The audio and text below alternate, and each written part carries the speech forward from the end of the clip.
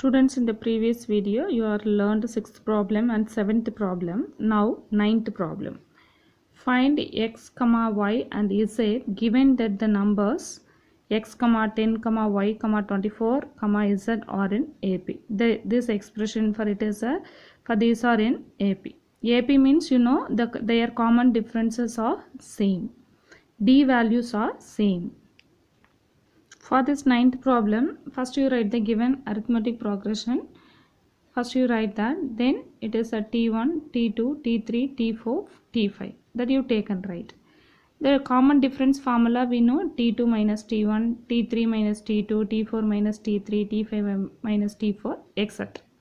So we have a 5 terms. 5 terms are there. So using that 5 terms you have to use the common difference. First you write T2 minus T1, then T3 minus T2, T4 minus T3, T5 minus T4. You have to consider as the equation one by one. That is first one T2 minus T1 equation number 2, equation number 1. For next T3 minus T2 equation number 2, T4 minus T3 equation number 3, T5 minus T4 is equation number 4. We want to find the x, y and z values. So from this, anyway you have to find any order you have to find. First you find y value or x value or z value. I am consider here second equation and third equation because for these two have the same variable. So it is easy to find the values. To also, suppose you select first and fourth, two values also different, two variables also different. It is so easily you have to select the values for second equation and third equation.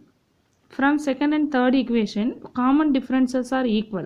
That we know. Common differences are equal.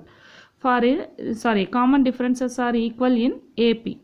So, for this y minus 10 equal to 24 minus y. So, y takes same side. For it is this y transpose to left hand side. It is plus y. Minus 10 transpose to right hand side plus 10. Y plus y is 2y. 24 plus 10 is 34. For 1, 2 is 2. 17 times it is 34. So y value is equal to 17. Next you have to find x value or z value. From 1 and 2, I am considering here the equation 1 and 2. That is first equation is 10 minus x. First equation 10 minus x equal to y minus. Why we are comparing here? That left hand side we wrote that is a common difference. So common differences are equal. So we are comparing these two. So 10 minus x is equal to y minus 10. Y value in the previous steps we found that is 17. So you have to substitute here. 10 minus x is equal to 7. So you have x transpose this side. So x is equal to 10 minus 7 equal to 3. So x equal to 3. Next you have to consider the equation 3 and 4. So 24 minus y equal to z minus 24. The variables one side and first you substitute the y value, then you have to simplify. 24 minus 17 equal to z minus 24. For that is 24 minus 17 is 7, z minus 24. Now the variables you have to transpose this minus 24 to left hand side, that is plus 24. 7 plus 24 is equal to 31, z equal to 31. Hence the values x is equal to 3, y equal to 17 and z is equal to 31.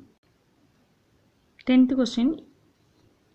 In a theatre, there are 20 seats in the front row and 30 rows were allotted. For each successive row contains 2 additional seats than its front row. How many seats are there in the last row? So in this theatre, for 20 seats in the front row, first row it is a 20 seat and 30 rows were allotted. 30 rows, number of rows is a 30. For they are given for each row, successive rows means that is after next rows. That is 2 seats are additionally increased compared with the front row. So we want to find how many seats are there in the last row. For compare with the question, A is equal to 20. Front row 20 seats are allotted, 20. For a n is equal to 30. Number of rows is 30. So common difference is 2. Why we are finding common difference is 2? Compare with the front row, two seats are increased, so common difference is 2. So nth term formula Tn equal to a plus n minus 1 into d. So we want to find number of rows is 30. The last row how many seats, that is our question. So T30 equal to a is 20 plus 30 minus 1 into 2. That is 20 plus 30 minus 1 is 29 into 2. That is 58. So 20 plus 58, 78. So number of seats in 30th row is 78. 11th question. The sum of three consecutive terms that are in AP is 27 and their product is 288. Find the three terms. Once consecutive terms means that is a continuous terms. For their sum is 27, their product is 288. Consecutive terms we have to consider a minus d, a plus d. Then we have to using that sum and their product, we have to simplify that. First we have to consider the three consecutive terms, that is a minus d, a plus d. The first condition is given their sum. For their sum, a minus d plus a plus d is equal to 27. For minus d plus d cancel, so a plus a. So that is 3a equal to 27. One time here 9 times. So a equal to 9. The second condition is their product. That is we have to multiple this. Their product value is 288. So that is a into a plus b into a minus b. It is in the form a plus d, a minus d. So it is in the form a square minus b square. So a square minus d square is equal to 288. Once again listen, for a plus d, a plus d into a minus d. That is in the form a square minus b square equal to a plus b into a minus b. So that is a into a square minus d square. Comparing these two, write this form a square minus d square equal to 288. So a value we found from the first condition, it is 9. 9 into 9 square minus d square equal to 288. So 9 and for it is 9 into 9 square value 81 minus d square equal to 288. 9 is common, so common divisor is 9. So one time here 32. So 81 minus d square equal to 32. So d square equal to 81 minus 32. Subtract these two, you get 49. D square equal to 49. So d equal to plus or minus 7. We get the d value plus 7 and minus 7. So now we want to find the three terms. If a equal to 9, d equal to 7 plus 7. So you have to substitute in the what we are select in the beginning. So that is a is 9, d is 7, a minus 9 minus 7, comma 9, comma a plus d. That is 9 minus 7 is 2, 9 plus 7 is 16.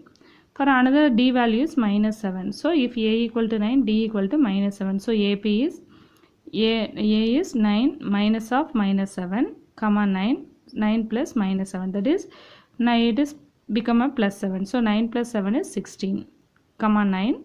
9 minus 7 is 2. So 16, comma 9, comma 2.